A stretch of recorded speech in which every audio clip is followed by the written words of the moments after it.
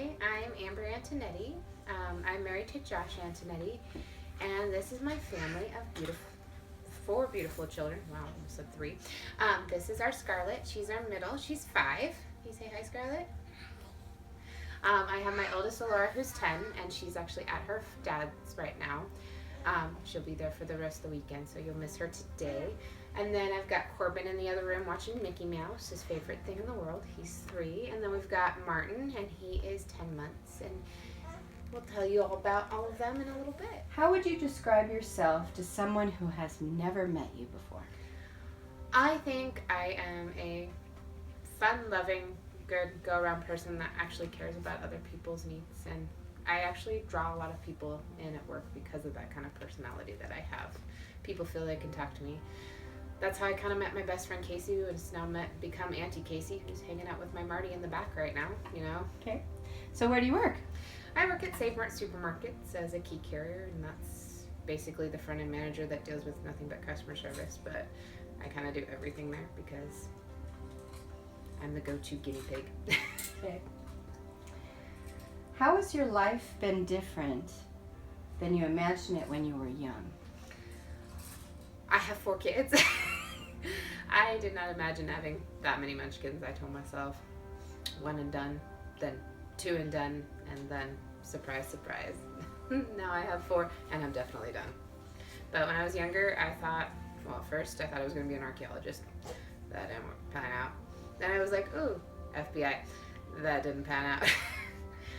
Just it wasn't for me once you started getting into that schooling. I just kind of realized I was more of a mom figure, and some days I hate my job, but other days I actually enjoy it and love it, so it just depends on the day, I guess. Can you tell me a little bit about each of your children? Yes, Laura is my oldest. She is going to be 10 in November, and she is an avid reader. She can be lost in books for nothing but hours, so she took a little bit after me on that front, and she loves books and reading. She likes the movies and sit down. Put your face down. There you go. And she's my fun-spirited, I would almost say kind of flower child kind of power. She's a lover. And then we've got Scarlett here. And she is our most eccentric. She is a ball of fire. And she is fun-loving. She will love you to pieces, and she will do everything that she possibly can to love you. It's just focus is her hard part, but she takes that focus that she loses and gives you the love that you can never imagine. Huh? Is that you? Put your legs down. Gotta look up at the camera. Corby Q is our sweet, sweet boy, and he is a smart cookie. He is a puzzle freak. He can do, get that ready now, 60-piece puzzles all by himself and 100 pieces with his sister's help. Something they all kind of bond over. And then our Marty is our heart baby, and he is a miracle all on his own. Okay. So can you tell me a little bit about your pregnancy when you first found out that there was maybe something going on with him? Yes, well, actually, it's a really funny story with Martin. Our regular OB that I usually went to for Scarlett and Corbin, because the first one with Laura changed, so, you know, we had him, and I called his office, and nobody answered. Couldn't get a hold. Found out he moved to Australia, so no idea.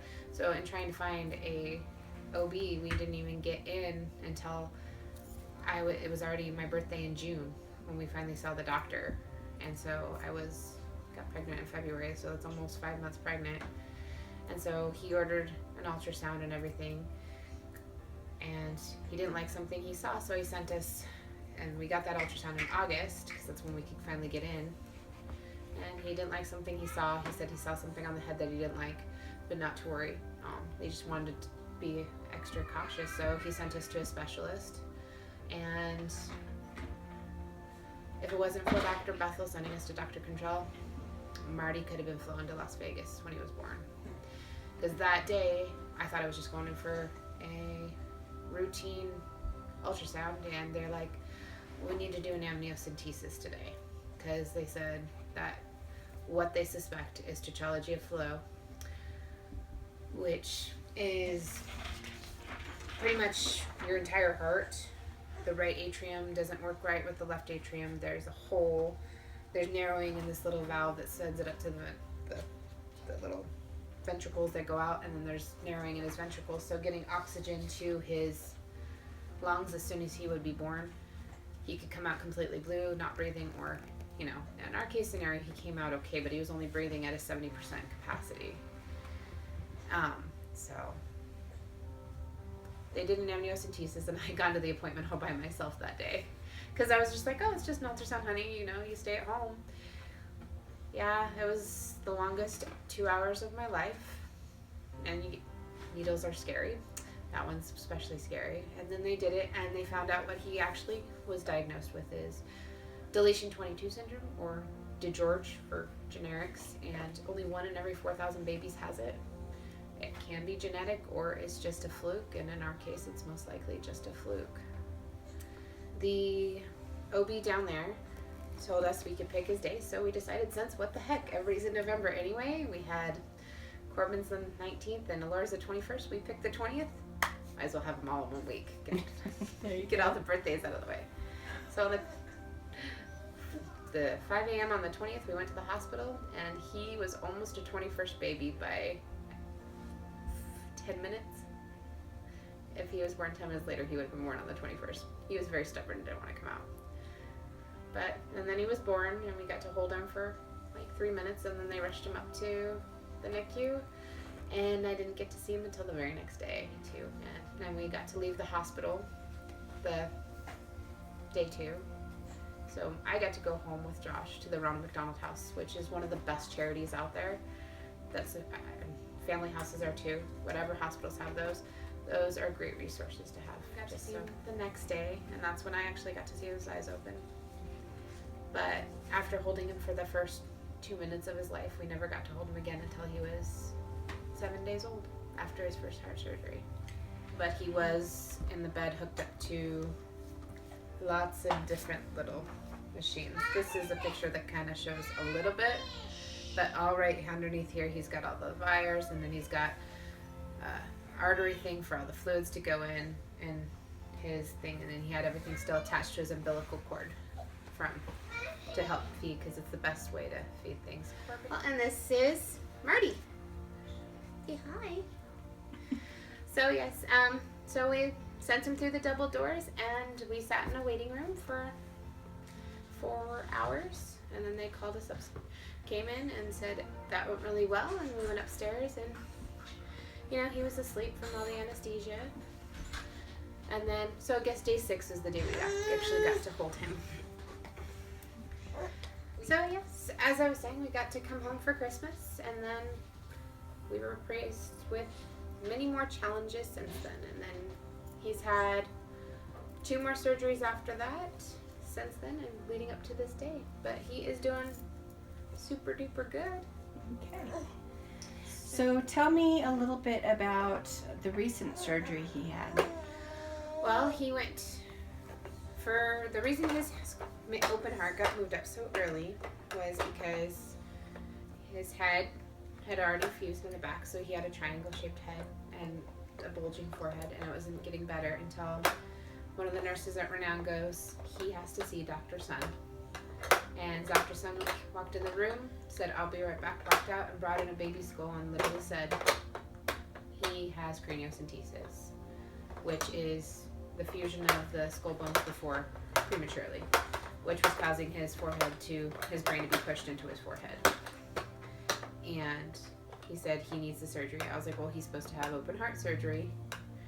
And they're like, I need to call Dr. And then they did his heart operation, and he did so good from that because he's our super Ironman star. He got to come home a week later.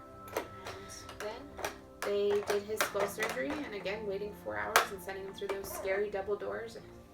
They're not the most terrifying thing I've ever encountered in my life. I think I'd rather have a zombie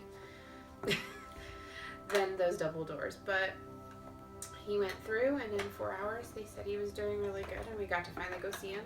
And then he was moved up to another ICU where he was with this time, the Children's Heart Center in Oakland actually caters to, is a lot smaller than Sunrise in Las Vegas.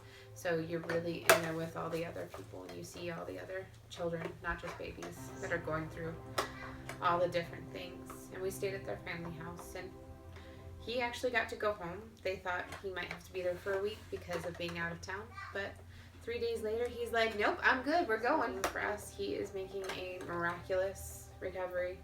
This was back here as a point, and up here, and now he's all rounded. But we still have many battles to come, probably 2 more heart surgeries, and there's 180 different things that he could have the chance of getting with his disorder, but we're making it every day, aren't we, huh? He works with the Children's Heart Center for his heart, and he goes to Renown Specialty Clinic at the hospital here in town, and that's where Dr. Sun comes up once a month. But he also goes there for synergist, and then at Renown he also sees a thyroid doctor, just all parts of the different things that could go, and he's got going on for him, but you can never tell that he is that baby unless you look closely, and you'll see his little scars, or you'll see his little scar on his chest, and pictures that I'll show you later. But he is now thriving. He is crawling, and his Nevada Early Intervention, his OT, says it's like Christmas. He just changed so dramatically. He started crawling. He's starting to pull himself up. He just wants to be a big boy. So, and we'll just keep working, and then some of the other things we won't be able to tell if he'll have until he's much older, which could be learning disabilities and all that. Because DeGeorge is just a vague spectrum of things. I mean, you could have DeGeorge and never know it, because it's something it just doesn't catch. There's like little characteristics that it could be. Sit up, honey. Or on his case, you get the broad spectrum, and then you get the big things. And he has had 2 of the biggest things happen so far. So family life has been tough. You know, you leave them, and then they regress a little. Corbin's has a little hard time with his speech because of it. Scarlett's had a little bit of her behavior because of it. And Alora's had a little bit of withdrawnness because of it. I mean, everybody's been affected by it, but the stress of wondering if he'll come home has been a toll on everybody. Can you tell me about one of the most difficult moments in your life?